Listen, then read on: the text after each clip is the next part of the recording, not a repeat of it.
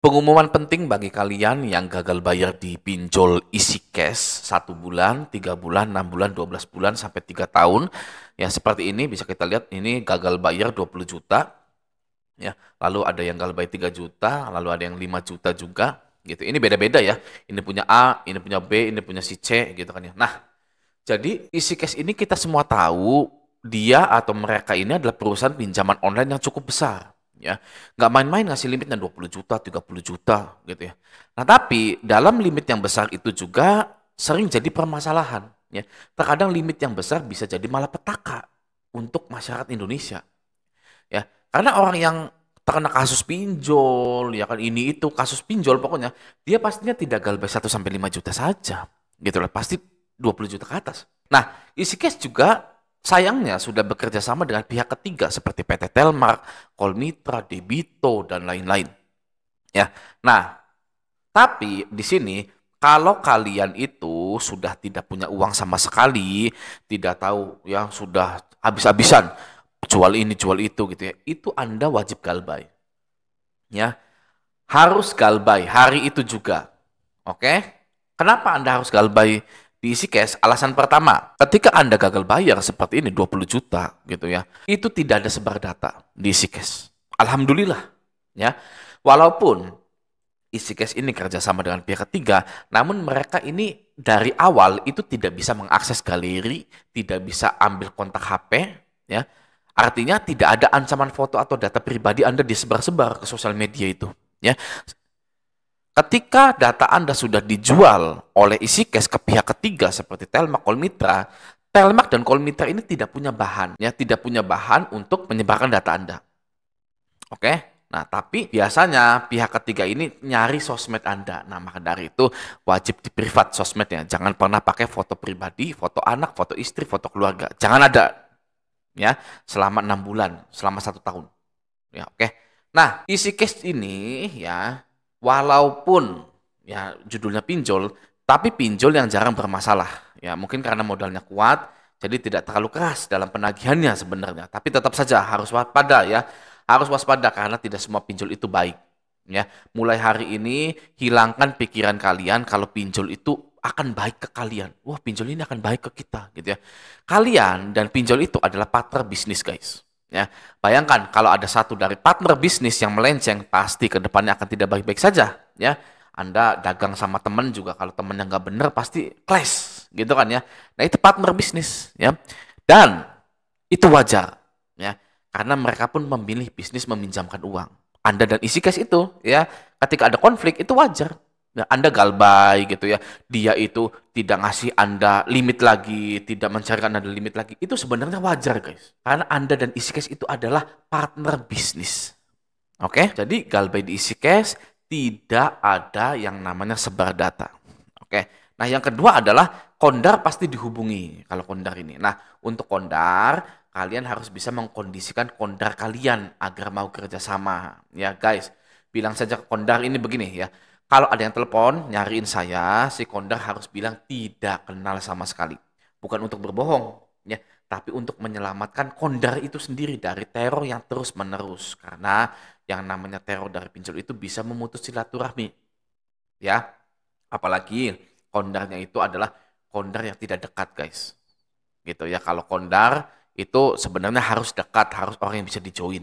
Oke ya. Nah, lalu yang ketiga adalah telepon kantor. Ya, telepon kantor ini. Nah, Anda juga eh, wajib tuh bilang ke yang nerima telepon kantor bahwa tidak ada Anda di situ.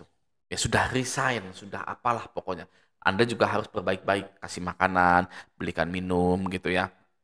Kalau Anda gajian gitu ya, nggak apa-apa, nggak masalah gitu kan. Nah, tapi Anda wajib bilang ke perusahaan Anda akan bertanggung jawab gitu ya. Tapi daripada di teror terus masih mending bilang nggak kenal, bilang tidak ada karyawan namanya saya di sini. Gitu. Oke, nah kalian kalau galbay di pinjol isi cash lalu ke Facebook, ke TikTok, pasti ada yang bilang atau ngaku-ngaku isi cash ini memiliki tim lapangan, DC lapangan, gitu ya. Nah, faktanya itu hanyalah kebohongan besar, ya. Tidak ada DC lapangan isi cash. Ya, jadi yang nulis-nulis ada DC lapangannya baru didatangi gitu ya. Terus bawa RT RW gitu kan, bawa lurah dan lain-lain gitu. Itu hanya menakut-nakuti saja, guys. Ya, kenapa mereka suka nakut-nakuti? Karena mereka juga ditekan oleh investor. Ya, isi cash ini, ya. Ingat, bukan hanya nasabah yang bisa gagal bayar, tapi pinjol pun bisa gagal bayar ke investornya. Ya, sedikit pengetahuan biar kalian makin paham, uang yang dipinjamkan pinjol ke nasabah, ya, bukan murni uang perusahaan isi cash itu, guys. Ya, tapi uang investor itu, guys. Nah, investor inilah yang menitipkan dana ke platform pinjol dengan janji akan dapat bunga yang tinggi. Misal, Anda nanam uang 100 juta di isi cash, gitu ya. Nanti dalam 3 bulan akan jadi 150 juta. Wah, gitu. Siapa yang nggak mau? Nah, ini di websitenya isi cash, gitu ya. Di kolom pendanaan, di bagian pendanaan gini, ya, itu isi cash masih mencantumkan perlindungan asuransi, guys. Ya, ini juga alasan ketiga kenapa Anda itu silahkan galbay di isi cash karena ada asuransinya. Ya, dilindungi oleh asuransi, perlindungan asuransi. Kami bermitra dan penyedia asuransi Reliance dan Intra Asia untuk melindungi dana Anda. Dana investor maksudnya. Jadi kalau ada yang galbay, nanti akan di-cover oleh Intra Asia atau Reliance gitu. Ya nih, logonya Intra Asia nih, guys. Kalau mau tahu ya. Mana tuh? Nih, Intra Asia gitu ya, isi cash gitu. Nah, ya selanjutnya ya bisa kita lihat di sini isi cash ini bermitra dengan Superbank, Bank Jago, CTBC, DBS, BCA, SEA Bank, Alfamart Anda mau beli apa kopi Golda gitu kan ya. Terus mereka ini juga bekerja sama dengan BRI, BNC, BNI gitu kan, OVO ya. Banyak pokoknya. Nah, artinya apa? Ketika isi cash bermitra dengan bank-bank seperti ini itu hutang-hutang kalian masuk selik OJK. Ya, mitra bisa jadi investor. Ya, BRI kita ambil contoh ya. Bank BUMN ya, bank BUMN kebanggaan kita BRI, BNI ya kan, itu malah bekerja sama dengan pinjol. Nah, nanti ketika gagal bayar, si isi cash ini melaporkan ke bank-bank tersebut bahwa nasabah ini gagal bayar. Ya, nanti masuk silik OJK. Kenapa mereka mulai bermitra dengan BRI, BNI, BCA, BNC gitu? Karena investor perorangan itu sudah mulai berkurang di pinjol itu, guys. Bahkan sudah mulai tidak ada. Ya, bagaimana bisa pinjol-pinjol ini akan terus lanjut kalau tidak ada investornya? Nah, maka dari itu Bank BRI, Bank BNI sangat disayangkan sekali itu bank negara, bank himbara gitu ya, bekerja sama dengan pinjol, membiayai pinjol sehingga masyarakat Indonesia bisa terjerat gitu ya. Saya tidak peduli mau BNI, mau BRI, ya kan? Anda punya nggak mental seperti itu, guys ya? Saya tidak peduli mau BCA, mau BRI, mau BNI, saya galbaikan semuanya. Ya, emangnya mereka itu paling benar apa? Ya, BRI, wah perusahaan bagus, gede, BNI gitu. Waduh, ya kan orang-orang intelek semua. Kalau saya tidak peduli, Raja Galbay tidak peduli dengan hal itu. Ya, kalau saya mau galbay, saya galbaikan. Mau dia kerjasama dengan BNI, ya di sini regulatornya OJK lah, AFPI, Kominfo, ya mereka-mereka ini menyengsarakan masyarakat, oke? Mengizinkan pinjol-pinjol beredar di Indonesia. Ada korbannya 1, 2, 3, 4, 5, 6, 7, 8, puluhan, bahkan kayaknya sudah ratusan. Ya, kenapa tidak ditutup? Wah, karena keuntungannya sangat besar sekali, guys. Kalau kalian berpikir bahwa kalian galbay itu salah, itu sebenarnya mindset yang salah, guys. Ya, sebenarnya mereka-mereka ini, guys, OJK, AFPI, Kominfo, ya kan, BNI, BRI, ya kan, yang membuka jalan untuk masyarakat pinjam ke pinjol-pinjol tersebut. Oke? Maka dari itu, yang bertanggung jawab nanti itu OJK yang pertama nih. Ya, ketika ya ada gagal bayar, itu yang tanggung jawab itu adalah OJK yang pertama. Ya, kedua-keduanya terserah siapa, saya tidak peduli. Ya, otoritas jasa keuangan adalah orang atau lembaga yang paling bertanggung jawab atas utang-utang pinjol yang lancar maupun yang galbay di Indonesia. Saya lagi-lagi pengen nyanyi selamat para pemimpin rakyatnya makmur terjamin. Kita itu selalu mendoakan pemimpin kita.